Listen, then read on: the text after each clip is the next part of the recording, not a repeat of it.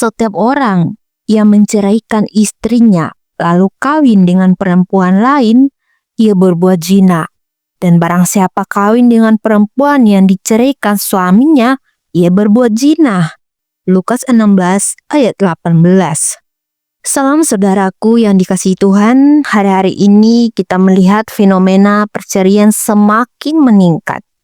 Banyak pasangan yang awalnya berjanji sehidup semati di altar pernikahan, namun kemudian berpisah karena berbagai alasan. Perselingkuhan, masalah ekonomi, ketidakharmonisan, bahkan karena alasan sepele seperti bosan atau tidak lagi merasa cocok. Namun, apakah ini yang Tuhan kehendaki? Apakah Tuhan merencanakan pernikahan hanya untuk kemudian berakhir dengan perceraian? Mari kita merenungkan firman Tuhan ini dan belajar bagaimana menjaga kesetiaan dalam pernikahan. Yang pertama, pernikahan adalah ketetapan Tuhan, bukan sekedar kesepakatan manusia. Dari awal penciptaan, Tuhan menetapkan bahwa pernikahan adalah suatu yang kudus dan tidak boleh dipermainkan.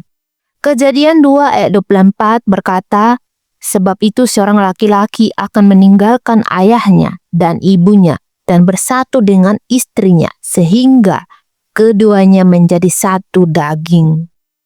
Ini berarti bahwa dalam pernikahan suami dan istri menjadi satu kesatuan yang tidak dapat dipisahkan oleh manusia. Tuhan mempersatukan dan manusia tidak boleh dengan mudah menceraikan. Yesus sendiri menegaskan dalam Matius 19 ayat 6. Karena itu, apa yang telah dipersatukan Allah tidak boleh diceraikan manusia. Namun, dunia saat ini sering menganggap pernikahan ini hanya sebagai formalitas hukum atau perjanjian sosial yang bisa dibatalkan kapan saja jika mereka tidak bahagia. Padahal pernikahan adalah sebuah perjanjian kudus di hadapan Tuhan, bukan hanya sekedar kontrak. Jadi aplikasi bagi kita itu sebelum menikah, pastikan bahwa kita memahami bahwa pernikahan adalah komitmen seumur hidup, bukan sekedar acara seremonial doang. Dalam pernikahan, kita harus selalu mengingat bahwa Tuhanlah yang menyatukan, bukan hanya perasaan cinta yang bisa berubah-ubah. Yang kedua adalah perceraian bukan solusi, tapi awal dari masalah baru. Banyak orang berpikir bahwa perceraian adalah jalan keluar dari masalah rumah tangga. Mereka percaya bahwa setelah bercerai, mereka akan lebih bahagia. Namun kenyataannya, perceraian seringkali membawa dampak negatif yang lebih besar. Beberapa akibat dari perceraian yang sering tidak kita sadari, itu yang pertama, luka emosional yang mendalam. Baik suami maupun istri yang bercerai seringkali mengalami trauma emosional yang sulit disembuhkan. Ada rasa penyesalan, kekecewaan, bahkan ketakutan untuk kembali membangun hubungan yang baru. Terus yang kedua, dampak negatif bagi anak-anak. Anak-anak yang orang tuanya bercerai sering mengalami kebingungan emosional, rasa tidak aman dalam hidup mereka, masalah psikologi seperti rendah diri, kesulitan mempercayai orang lain, atau bahkan trauma terhadap pernikahan di masa depan. Meleakhi 2 ayat 16 berkata, sebab aku membenci perceraian, firman Tuhan Allah Israel.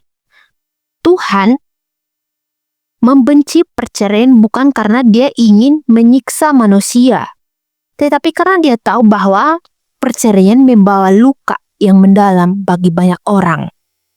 Jika masalah dalam rumah tangga, jangan buru-buru berpikir bahwa perceraian adalah jalan keluar terbaik. Carilah solusi yang sesuai dengan firman Tuhan, seperti berkomunikasi lebih baik, mencari bimbingan rohani, atau pendekatan diri kepada Tuhan dalam doa bersama pasangan. Yang ketiga adalah mengapa banyak pernikahan itu gagal. Banyak pernikahan itu berakhir dengan perceraian bukan karena tidak ada cinta, tetapi karena ada beberapa faktor yang tidak dikelola dengan baik, seperti kurangnya komunikasi yang baik. Pasangan suami istri seringkali sibuk dengan pekerjaan atau kehidupan masing-masing, sehingga komunikasi menjadi dingin. Mereka lebih sering curhat ke orang lain daripada ke pasangannya sendiri.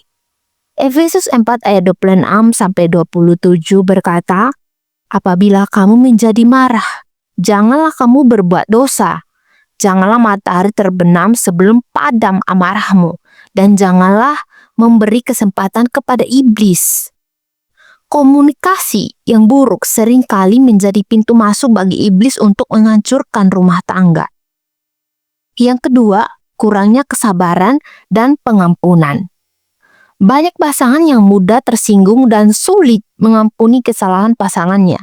Ini membuat masalah kecil menjadi besar dan akhirnya sulit diselesaikan.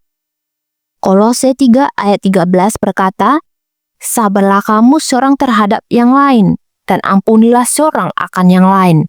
Apabila yang seorang menaruh dendam terhadap yang lain, sama seperti Tuhan telah mengampuni kamu, kamu berbuat jugalah demikian. Yang ketiga, tidak menjadikan Tuhan sebagai pusat pernikahan. Saat Tuhan tidak menjadikan pusat, maka pernikahan akan bergantung pada kekuatan manusia yang terbatas. Tanpa Tuhan, hubungan akan mudah rapuh saat ditepati badai kehidupan. Mari biasakan untuk berkomunikasi dengan pasangan secara terbuka dan jujur. Belajar untuk mengampuni dan bersabar dalam menghadapi kekurangan pasangan. Berdoa bersama sebagai pasangan agar Tuhan selalu menjadi pusat dalam pernikahan. Poin yang keempat adalah bagaimana menjaga kesetiaan dalam pernikahan. A. Menjadikan Tuhan sebagai prioritas utama. Pasangan yang berakar dalam firman Tuhan akan lebih kuat menghadapi badai dalam rumah tangga. Mazmur 127 ayat 1 berkata, jika bukan Tuhan yang membangun rumah, sia-sialah usaha yang membangunnya. B. Menghormati dan mengasihi pasangan seperti diri sendiri. Efesus 5 ayat 33 berkata, bagaimanapun juga kamu masing-masing berlaku. Kasihilah istrimu seperti dirimu sendiri dan istri hendaklah menghormati suaminya.